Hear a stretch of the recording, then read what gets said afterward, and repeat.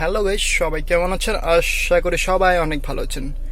তো আমি শান্ত আছি আপনাদের সাথে। আজকে আপনাদেরকে দেখাবো কিভাবে রানিং অবস্থায় গাড়ি মানে গতিতেই আপনি গিয়ার মানে ডি থেকে টুতে নিয়ে আসবেন। সো এটা আমি আপনাদেরকে আজকে দেখাবো কিভাবে এটা নিয়ে আসবেন আপনারা টু থেকে ডিতে।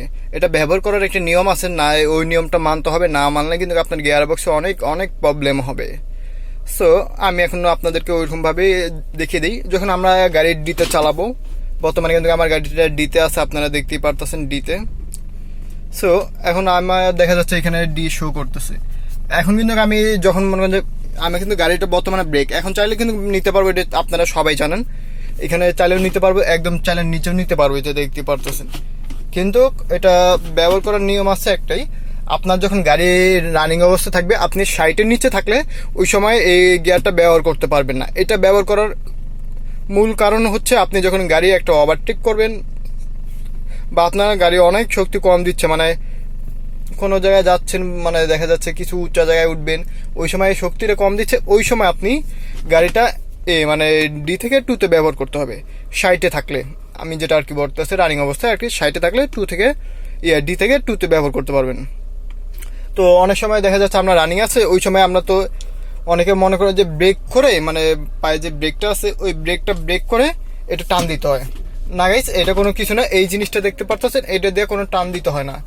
আপনার রানিং অবস্থায় আপনি যখন চাইবেন ওই সময় এক টানে কিন্তু আপনি ডিতে নিয়ে আসতে পারবেন, এটা না টিপ দিয়েই। কিন্তু এটা টিপ দিয়ে ব্যবহার করাটা উচিত। এইভাবে জাস্ট আপনি একটা রানিং অবস্থা আছে, এই যে এইভাবে একটা টান দিলেন, সঙ্গে সঙ্গে হয়ে গেল। আবার একটা উপরে যাবেন, আবার নিতে মানে এক ডেক নিতে মানে নিচে নিতে পারবেন, মানে ডি থেকে আপনি এক ডেক উপরে তুলতে পারবেন, আবার নিচে নিতে পারবেন, মানে রানিং অবস্থায়। এই আমি একটা যেই জিনিসটা বলতেছি এইভাবে আপনার করতে হবে। আর এলে তো হয়তো বা আপনারা জানেনই যে কিভাবে এলে ইউজ করতে হয়, তো এটা আপনারা হয়তো বা কম বেশি জানেন। আপনার গিয়ারে মানে এগুলো হচ্ছে আপনার অতিরিক্ত শক্তি, এই দুইটা হচ্ছে আপনার অতিরিক্ত শক্তি। ওই দুইটাতে মনে করেন যে টু আর এলে কখনো বেশিরভাগ ব্যবহার করবেন না আপনারা। এই দুটোতে ব্যবহার করলে আপনার গাড়ির জন্য প্রচন্ড অনেক ক্ষতি হবে, মানে গাড়ির ইঞ্জিনটা নষ্ট হয়ে যাবে খুব তাড়াতাড়ি, গিয়ার বক্সটাও নষ্ট হয়ে যাবে। ইঞ্জিনের উপর চাপটা সবচেয়ে বেশি পড়বে যখন আপনি এই দুটাতে ব্যবহার করবেন বেশি। এই কারণেই বলবো সবসময় ডিতে ব্যবহার করেন। আর আমাদের ঢাকা রোডে কখনো আপনার টু লাগে না, এবং মানে টু আর এল ইউজ করতে হয় না, শুধু ডি ব্যবহার করলেই হয়ে যায়। সো দেখা যাচ্ছে আপনারা যখন ওভারটেক করবেন ওই সময় এই জিনিসটা ব্যবহার করবেন, এর আগে নয়। তো ভিডিওটি ছিল এইটুকু। আর যদি ভিডিওটি ভালো লাগে তো অবশ্যই সবাই আমার চ্যানেলটি সাবস্ক্রাইব করে রাখবেন এবং কি লাইক দিবেন। লাইক দিয়ে আপনার মূল্যবান মতামত অবশ্যই কমেন্ট বক্সে জানাবেন। আর হ্যাঁ বন্ধুরা, যেটা আমি আপনাদেরকে দেখানোর জন্য ভুলে গেছিলাম, সো এটা দেখতে পারতেছেন আপনারা, মানে এই বাটনটা, এটা হয়তো বা আপনারা অনেকে জানেন না। তো এটার জন্য আমি একটু বলি, এটা হচ্ছে ওভারড্রাইভ। এটা যে দেখতে পারতেছেন ওভারড্রাইভ অফ অপশনটা উঠে আছে, ওই সময় যদি এই বাটনটা চাপ দিয়ে করতে হয়। বর্তমানে কিন্তু অফ আছে, যে দেখতে পারতেছেন অফ, মানে একদম নাই, ওই চিহ্নটা নাই।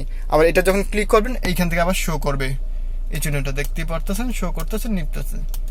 সো এটার কারণটা আমি আপনাদেরকে একটু শিখিয়ে দেবো, কারণ এটা যখন আপনারা ব্যবহার করবেন ওই সময় আপনাদের জন্য হচ্ছে সবচেয়ে ভালো উপায় কি, আপনার গাড়িটা মনে করেন যে 60-এর উপরে ব্যবহার করতে হয়। আপনি যখন এটা ব্যবহার করবেন আপনার গাড়িটা একদম মনে করেন যে পানির মতন থাকবে। পানির মতন বলতে গেলে আপনি যখনই ব্রেক ধরবেন ইজিভাবে ব্রেক ধরবে, ইজিভাবে আপনি গাড়ির টান গতি তুলতে পারবেন, তারপরে ইজিভাবে সব কিছু নিয়ন্ত্রণ করতে পারবেন। এই ছিল হচ্ছে আপনার ভিডিওটি। নতুন নতুন ভিডিও পেতে আমাদের চ্যানেলটি সাবস্ক্রাইব করে রাখুন, পাশে থাকা বেল আইকনটি অবশ্যই বাজিয়ে দিন, ভিডিওতে একটি লাইক দিন। লাইক দেওয়ার পরে নিচে একটু আসার পর আপনি এই কমেন্ট বক্সে লেখেন নাইস বা আপনার মূল্যবান মতামত এখানে উল্লেখ করে ধরুন, তারপরে এখান থেকে সেন্ড করে দেন। আপনারা যে কোনো ধরনের কমেন্টস করতে পারেন, আমি আপনাদেরকে ওই ধরনের ভিডিও দেওয়ার চেষ্টা করব। সবাই ভালো থাকবেন। আসসালামু আলাইকুম।